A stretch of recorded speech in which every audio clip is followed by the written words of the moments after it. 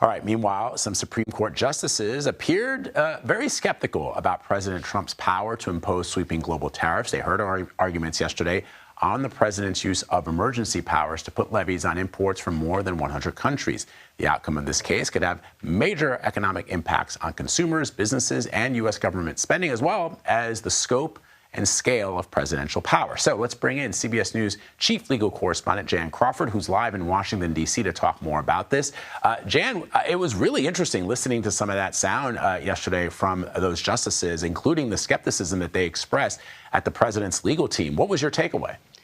Yeah, I mean, I agree, Vlad. I mean, obviously, the administration is arguing it has the power to impose these tariffs under this 1977 law that gives the president authority to, quote, regulate imports during national emergencies. But the main lawyer for the administration, when he started making that argument in court yesterday, he ran right into a united liberal wall of opposition. And it wasn't long before we saw some of the conservatives quickly jumping in with their own skepticism. I want to play you what I thought were three key exchanges in that argument yesterday that kind of illustrate that point. The first by senior liberal justice Sonia Sotomayor, kind of speaking for that three-justice liberal bloc. And then you had the Chief Justice John Roberts, joined by his fellow conservative justice Neil Gorsuch. Take a listen to this, Vlad.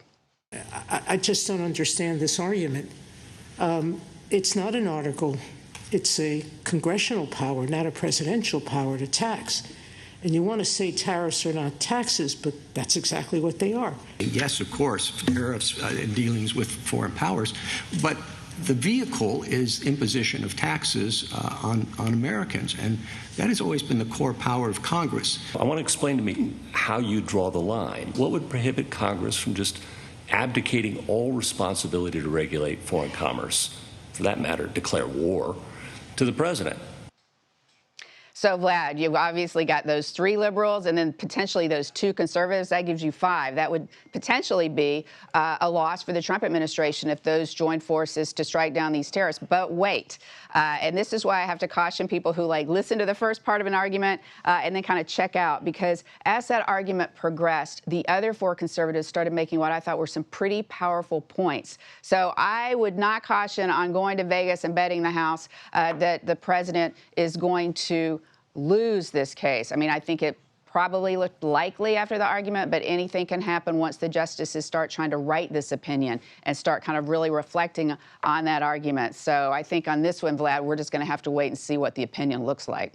Yeah, it was interesting, too, Jan, because the lawyers for the president were saying that these were not revenue-generating tariffs, right, which is something that that they argued would allow them to skirt the power of Congress to actually be the ones that put on those levies on interstate and international trade. But I thought it was interesting because the president of the United States is in front of cameras nearly every day saying how much money he's bringing into the United States because of the tariffs. So I wonder if the president, it's often been said that, when you are arguing cases before justices, that you don't want your words to come back and bite you. Could that potentially hurt the president?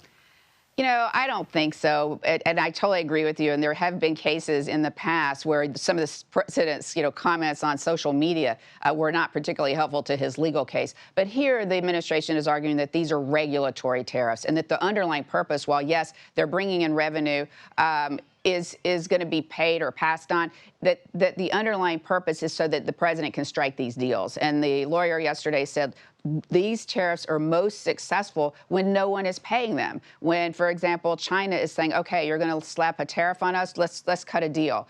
So I think that kind of cuts both ways. And, when you listen to some of the other arguments from some of the other conservatives who seemed a little more supportive, Vlad, it's a tough call on this one. Yeah, it will be very interesting to see how it all plays down. And I guess we should expect something, late this year, Jan, or early next year? Potentially late this year, early next year. It's an expedited case. I don't think it's going to be as quick as that TikTok decision, which was about a week. But we should hear this one well before June, Vlad.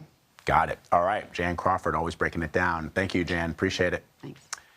All right, let's talk about the economic impact with CBS News Money Watch correspondent Kelly O'Grady, who's here in Studio 55. What's up? Hey there. All right, so several businesses and states are suing over the tariffs. I want to play a little bit of sound from a toy maker who spoke to our Maurice Dubois recently. Let's see what they had to say. When the president says, make this stuff in the United States, you say what?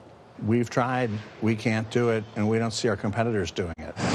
The government has chosen to hit us with a massive tax. I definitely want my money back. We're a family business in our 4th generation, and I really am not willing to allow a politician to ruin it.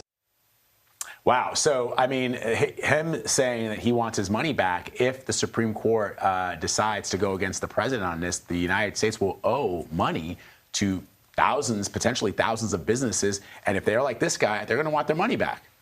Well, that's right. And I think you hear that a lot from small businesses. Now, the money that would be at risk would be just from the tariffs that were using the IEEPA, as Jan was saying, right? And so through August, that's $89 billion. Wow. So, you know, it is tens of billions of dollars. And you would see that money go back. That's what's at stake. But on the flip side, there would also be a lot of uncertainty for these businesses because Treasury Secretary Bessent has said if they lose the case, they have a lot of other options when it comes to tariffs in order to move forward with still being able to put pressure on those countries like Canada, Mexico, and China. So if you're a business, maybe you get the money back, but you're like, well, wait, hold on, am I going to have to pay this going forward? And then the other thing that I think is really interesting that might be at stake is leverage with China. Because remember, we have this ongoing trade negotiation.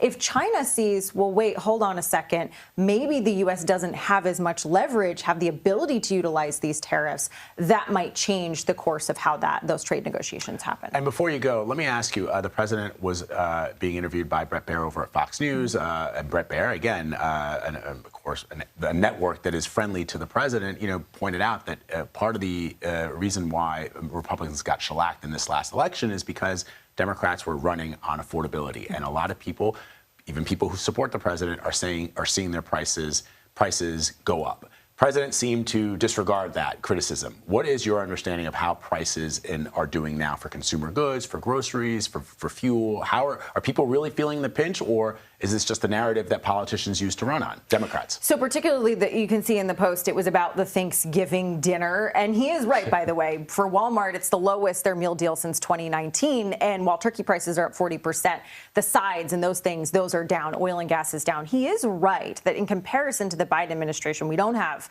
inflation at 9%, right? It's right around 3%. But Vlad, I think the issue is that when people think about affordability, they don't look at right now. They look at how things have changed for them over the past 5 years. Prices across the past 2 administrations have risen faster than wages. And that's why people feel that affordability issue. They don't just say like, oh, it's 3% now, we're good. Yeah, right. All right. Breaking it down as always. Market down a little over 300 points. Anything happening out there? A lot of uncertainty. A lot of uncertainty. Gyrations. That's my favorite word when I talk about the stock market. Kelly O'Grady, good to see you.